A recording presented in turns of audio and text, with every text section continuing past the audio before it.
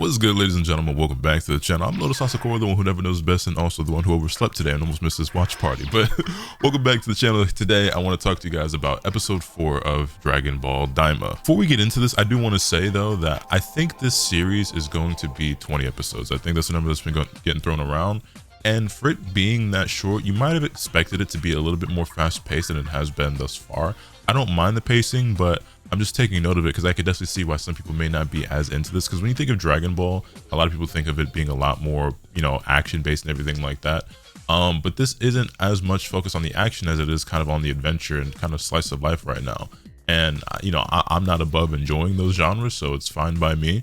But it is worth noting. That being said, I do expect it to pick up more and more as the series progresses and as we get closer to like that 10 episode mark, that 15-20 count. So we'll see how it goes. That being said, this episode starts off with, the gang kind of looking around like, well, don't really know what we do now because Glorio's plane got stolen. Goku suggests that they just fly the rest of the way to the castle, just like of themselves. And Supreme Kai can fly and Glorio can fly. But Glorio's like, it's not really the best idea because the air is really heavy here and you'll tire yourself out. And since they've already been attacked a number of times, you probably don't want to tire yourself out and have no stamina left to fight any bandits or whatever random demons, end up crossing their paths that won't smoke. And Goku flies around for a little bit. He's like, actually, yeah, you might be right. Maybe let's not do that. So they start walking, but they once again come across the Sea of Darkness. And this whole Sea of Darkness thing, it's like a reoccurring thing. So as they were flying over it, because again, I do a watch party for these episodes live on my Twitch channel, twitch.tv/LotusAsakura. And like as they're flying over, I'm like, okay, they bring up the Sea of Darkness again. Before I could even get the sentence out, I was like, something's just gonna pop out of there or someone's gonna fall in. As I'm saying that sentence, a monster flies out and attacks the group. And Goku dodges, bob, weave, whatever. Glorio's actually the one who springs into action. Makes quick work of him. I ain't gonna lie, he was kind of throwing him hands at Goku's like, hey, you ain't too bad. Yeah, it did look pretty smooth, pretty cool how Glorio threw the beat down on that thing. It was very quick. It was over within a brief moment. Beautifully animated, of course, as everything in this series has been so far. But that was your little sprinkle of action for the first bit of this episode before we get back to the adventuring part. So they managed to get over the gorge, the valley, whatever you want to call it, for the Sea of Darkness, and they start walking again. And then they're attacked again by another like giant bandit that Goku makes very quick work of. And he sensed it before it happened because obviously he can sense ki and everything like that. And to my surprise, Gloria was like, hey, how did you know he was there? I didn't see anything. And Goku's like, oh, I sensed him. Glorio can't sense ki. Actually, he doesn't even know what ki is, which I don't know. I guess that shouldn't be a huge deal, but like we've just known about ki and sensing ki. Like that's been a thing since the Saiyan saga. You know what I mean? Like after the Saiyan saga, like there was a couple characters, I guess, like, Raditz couldn't sense ki, Nappa couldn't sense ki, Vegeta couldn't sense ki until the Namek saga, and Frieza couldn't sense ki. But basically, since the Frieza saga, everybody can. You know what I'm saying? So, and that's so long ago in the Dragon Ball like world, and I mean, well, I guess in their world, it actually isn't that long ago. It's it's some years, but it ain't like it's been less years in their world than it has been for us in real life. For us in real life, that was a long time ago. You know what I mean? So it just kind of threw me off. I was like, nigga can't sense ki. That's surprising, and he's like a decent fighter as well. So you just kind of expect anybody that shows up in Dragon Ball right now that has any sort of fighting capabilities to be able to sense ki, and he can't. So I don't know if that's going to be foreshadowing for something later, but it was worth noting in my opinion. And speaking of foreshadowing, there's a couple other things that happened that seem like foreshadowing. I don't think that's the last that we've seen of the Sea of Darkness. That's certainly not. I feel like there's a reason why they brought up that Glorio can't sense ki and doesn't even know what it is. I feel like that's going to come into play at some point later, which we'll talk about momentarily, as long as I don't forget the point that I want to come back around to. But anyway, they make their way to the shop. Okay, Goku, of course, hungry, thirsty, wants a drink, wants something to eat. And at this shop, the waitress there serves him up this skewered lizard that looks extremely unappetizing, and he bites into it, and it's low-key making me disgusted thinking about it, where it's like gelatinous inside, and there's like this black paste that don't look like meat at all, and like the way he bit into it, I wasn't a fan. He thought it was delicious, cool. She also serves him like some demon boba, I guess. There's like some herb juice with like some pearls in it. I don't know. He didn't like it though. Apparently it's really healthy and good for you. He said it was bitter, whatever. But outside of food, using the word food loosely here, and drink, this shop also sells like not souvenirs exactly, but these herbal bugs, like these bugs that you, I guess, consume that perform all these different things like medically. So like, revive your stamina, and like it's good for your skin. And randomly, there is a bug that is called the join bug, which, as you might could guess, is a bug that allows two individuals to join or fuse. So, foreshadowing. Goku actually gets Glorio, which, by the way, he keeps mispronouncing his name and calling him Gorillo or something like that, or Golito, like swapping the R and the L. But Goku asks him to buy a bunch of them, and he does. And among, you know, all the bugs, he gets a couple of the join bugs. So then that begs the question, are we going to see fusion at some point in Dragon Ball Daima? I've seen some fan art, like some sketches, some random illustrations from people who've drawn, like, you know, Dragon Ball Daima Vegeta or Dragon Ball Daima Gogeta. And because the thing about fusion is the character that Goku and Vegeta fuse into is dependent on the technique that they use. Potara fusion results in Vegito. The fusion dance results in Gogeta. The technique used is what determines the outcome of the fusion. So first and foremost, is there going to be fusion? Second of all, is that fusion going to be between Goku and Vegeta, or Goku and somebody else potentially? Or it could be two characters that's not either of them at all. I hope not. That'd be disappointing. But it could be cool. Who knows? And if Goku and Vegeta do fuse, it's just going to be a completely new fusion that we've never seen before. That's one way to sell some toys, make this hype, get some more DLC in Dragon Ball Sparking Zero, get you some extra cards and Legends and Dokkan. You know what I'm saying? Like that'd be really sick. Fusion is such a gimmick, I guess, at this point, but it would be sick. It would be hype to see like a new little like kid fusion between Goku and Vegeta. Like, come on, that would be kind of fire. That would be kind of fire. And I don't think it's meant to be permanent, or is it? I don't know. I actually don't remember if they said, but definitely some foreshadowing there. Now they could be doing like a little bait and switch, or like getting our hopes up and it doesn't actually happen. Like the join bug is there. Like Goku is in possession of them. Okay, now he could end up losing them, accidentally eating them both. Someone else could take them and use them. They could use it and it doesn't actually work. Any number of things, right? But they make it seem like there's potential for fusion to happen. So now I want to see it. You dangled it in front of me. Now I want to see it happen.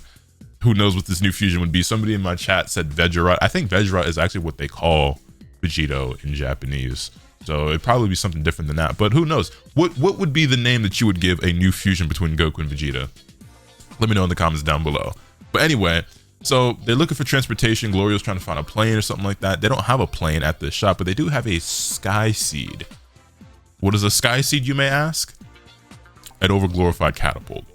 I think it's like the seed from like a giant flower or something like that. And they basically just get Goku, Glorio, and Supreme Kai to like sit on it and just launch them into the sky very, very, very, very fast. Sky seed, right? And this is after Glorio like negotiates the price down from like 8,000 Dokuro to like 5,000 or something like that. And they fly approximately 120 kilometers, which is interesting to me that they were using like a real life unit of measure. Maybe that's just how they translated it or whatever, compared to the Dokuro that they're using, which is like their currency, and just all the other like, you know, fantasy made up units of measure and shit, whatever. And guess what? While they're on the Sky Seed, guess what they have to pass over again? The Sea of Darkness. Again, the Sea of Darkness is this reoccurring thing. Glorio is sure to mention every time, hey, if you fall in, it'll be the end of you. Like, you know what I'm saying? That's kaput.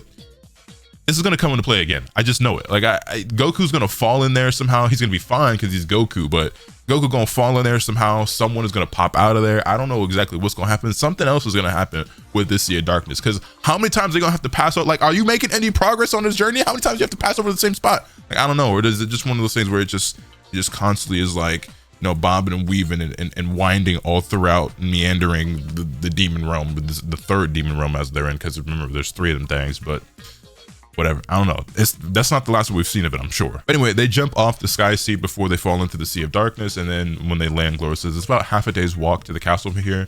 Goku's like, oh, we should just fly the rest of the way, and then Glorio and Supreme Kai are like, yeah, I don't really want to do that, because Goku's like, even though we could use the revive bugs to replenish our stamina, Glorio and Kai don't want to do that. They're not the biggest fan of bugs, so they're just like, I'd rather just walk. And Goku's like, okay, well, suit yourself. I guess that's what we're gonna do. Then Glorio and Goku start talking about the Demon Realm's Dragon Balls, and we find out, well, I guess we kind of already knew this, but we find out that there's only 3 Dragon Balls in the Demon Realm, and there's 1 Dragon Ball in each world, and each world has their Dragon Ball being protected by one of the Tamagami that I believe we were told were made or like put in place by the old Namek. What was his name again? Novio?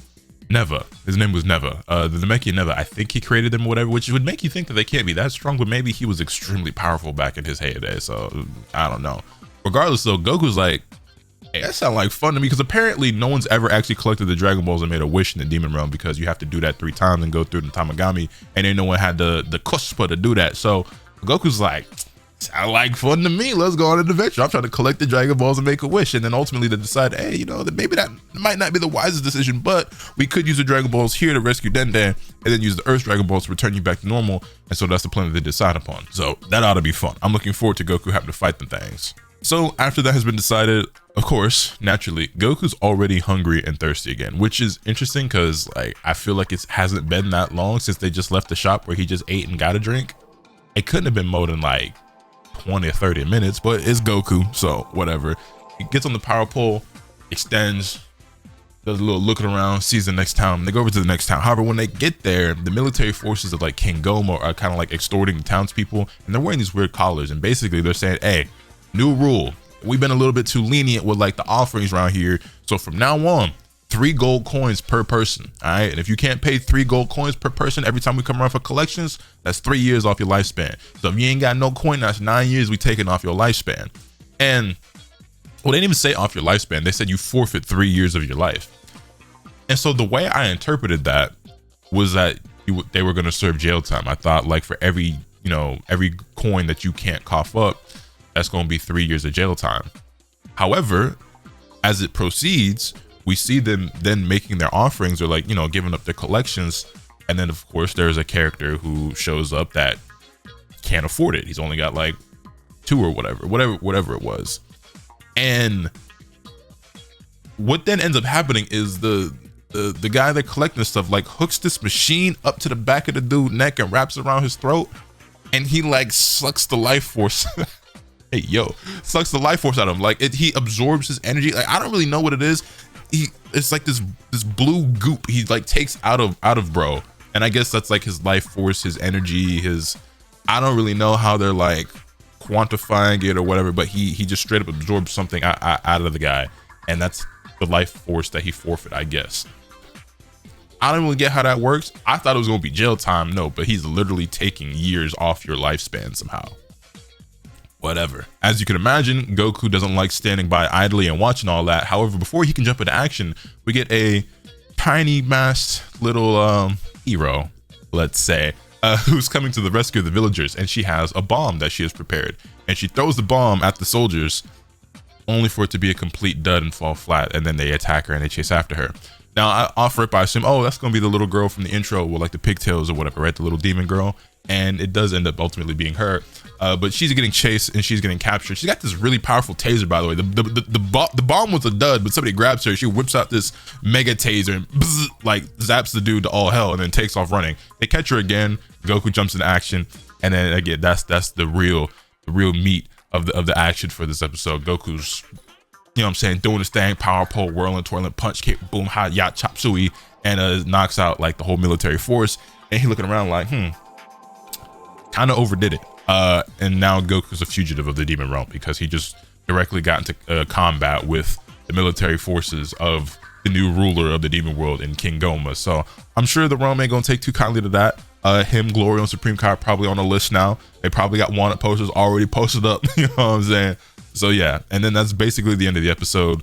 And then as they are running off and running out of town and going back into the mountains to, like, you know, take cover and recover their breath and everything, the girl shows up and she takes off her mask and her hood that she had on to reveal that she is the girl from the intro. She doesn't introduce her name or anything like that, but you know, we see her face and her hair and everything, and they zoom into her face and into her eyes, and just, they really want you to lock into these big, beautiful, piercing, super bright purple eyes that she has. Really pretty color, like it a lot. Don't know if her eyes have any specific significance, but they make sure to zoom in and just, they really want you to see them big old eyes. So yeah, that's where the episode ends.